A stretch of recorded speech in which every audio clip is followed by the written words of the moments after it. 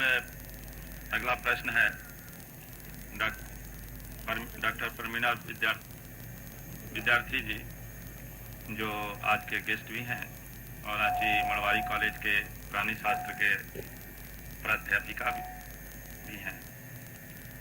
मनुष्य का उत्थान या पतन शिक्षा के बिना नहीं हो सकता है, जैसा मेरा निजी अनुभव है। इस संदर्भ में अध्यक्ष संघ का क्या योगदान है या भविष्य में इसकी क्या योजना है? मानव में और जानवर में विवेक का अंतर है। जानवर अपने अनुभवों को सुरक्षित नहीं रख पाता, आदमी सुरक्षित रखता है। और दूसरे के अनुभवों को हम सुनकर याद करते हैं, उनके लिखे हुए को पढ़कर याद करते हैं।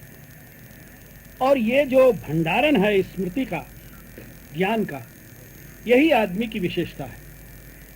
हमारे अंदर सहज बुद्धि उतनी अच्छी नहीं है जितनी जानवर के अंदर है।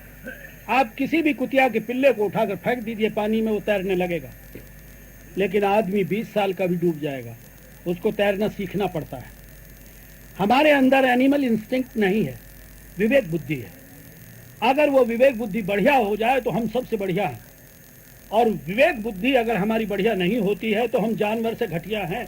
क्योंकि जानवर अपनी एनिमल इंस्टिंक्ट से काम चला लेगा, हमारे पास तो वो भी नहीं है, दबी हुई हालत में है। इसलिए सबसे महत्वपूर्ण चीज ज्ञान है। जो आपका अनुभव है वही विज्ञान का कहना है, वही कॉमन सेंस का कहना है। ज्ञान ही आदमी की विकास का कारण है। और जितने अच्छे देश हैं, आज अगर जापान इतना बढ़िया है तो सिर्फ इसलिए कि वो अपने हर बच्चे को पूरा ज्ञान देता है। हमारे यहाँ सबसे बड़ा अभिशाप ये रहा कि हमने अपनी वर्ण व्यवस्था के जरिए ज्ञान लेने का भी एकाधिकार जात के साथ नक्की कर दिया। ब्राह्मण हो तो तुम्हारे बच्चे का जनेऊ होकर पढ़ना शुरू कर देगा, क्षत्रिय हो तो तुम 16 साल तक ऐसे ही लठ मारे फिरते रहो और उसके बाद थोड़ा बहुत पढ़ लेना, क्योंकि राजकाज तो मंत्री चलाएगा, तुम तो सिर्फ भाला लिए फिरोगे, तुम क्या करोगे पढ़ के भाई। और वैश्य हो तो बिल्कुल पढ़ने की जरूरत नहीं, बस मुंडी हिंदी सीख लो, बही खाता लिख लो, इससे ज्यादा की तुम्हें जरूरत नहीं है। और बाकी लोगों को तो दस्तखत करना भी नहीं आना चाहिए।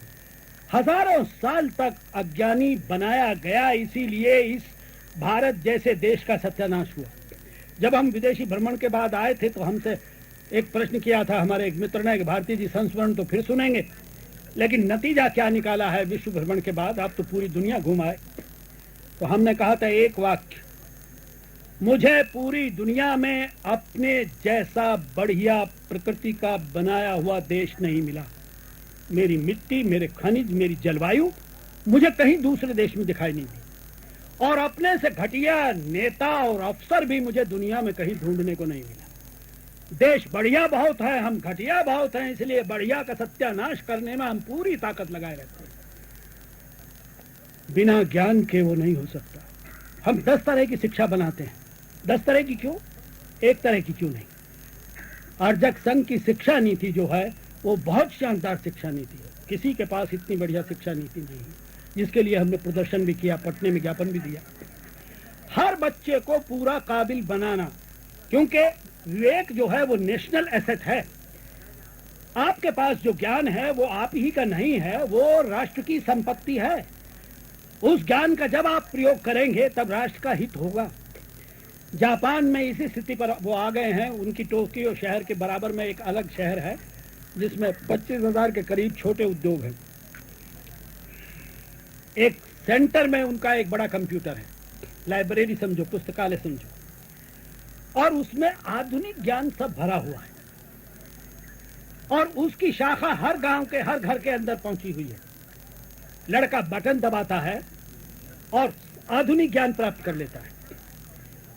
तो शिक्षा, बाबा साहब ने भी ये कहा है कि चाहे भूखे मरो लेकिन शिक्षित बनो, साक्षर नहीं शिक्षित बनो। और हम लड़के लड़कियों को तो अशिक्षित रखते हैं और पढ़े लिखों को बताते हैं कि दस्तखत करने आ गए हैं और बस का नंबर अब हम पढ़ सकते हैं, तो प्रौढ़ शिक्षा का अभियान चलाते हैं। इससे बड़ी नौटंकी शायद ही कहीं हो सकती हो जो हम करते हैं। जिनको पढ़ना चाहिए उनको तो हम कभी पढ़ने नहीं देते। इसलिए शिक्षा जो है वो सबसे ज़रूरी चीज़ है। और आपका तजुर्बा 16 आने सही है। आगे सुनिए। प्रमिला जी का प्रश्न है कि अर्जक संघ के द्वारा शिक्षा में क्या कार्यक्रम, क्या मतलब चलाया जा रहा है, यह उनका पूछना था। अर्जक संघ शिक्षा नीति को बनाकर प्रचारित करती है, उसके लिए आंदोलन करती है, ज्ञापन देती है, और जहां अर्जक संघ थोड़ा सक्षम होता है वहां उस तरह की शिक्षा को चलाना चाहती है। यहाँ बोकारो में एक छोटा स्कूल चलता है। हम इतना बड़ा संगठन नहीं बना पाए कि आरएसएस वालों की तरह से कुछ व्यापक रूप से उसको कर ले। अब आप लोग आए हैं तो आप थोड़ी मेहनत करके उस शिक्षा नीति को व्यवहारिक रूप दीजिए। कम से कम अर्जकों के बच्चे ही ठीक शिक्षा प्राप्त करने लगे।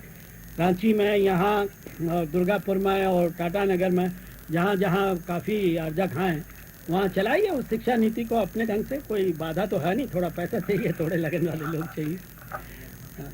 चलाइए आगे।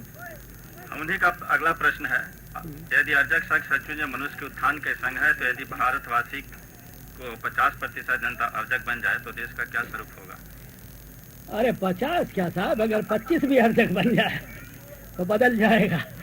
लुई फिशर ने पूछा था गांधी जी से कि गांधी जी आप तो अहिंसा की बात करते हैं लेकिन आप जमींदारा खत्म करने की बात भी कर रही है कांग्रेस। तो जमींदारा खत्म क्या ऐसे ही होगा, हिंसा होगी, लड़ाई होगी, जमींदार लड़ेगा। और बुढ़ा बहुत चालाक था, कहता नहीं लड़ाई नहीं होगी क्योंकि जमींदार इतने कम है संख्या में कि वो भाग जाएंगे, लड़ाई नहीं होगी, हिंसा नहीं होगी। अब ये डिप्लोमेसी का जवाब था, लेकिन सच बात यह है कि ब्राह्मणवाद को हम ही चलाते हैं, शिक्षा का नाश हम ही करते हैं।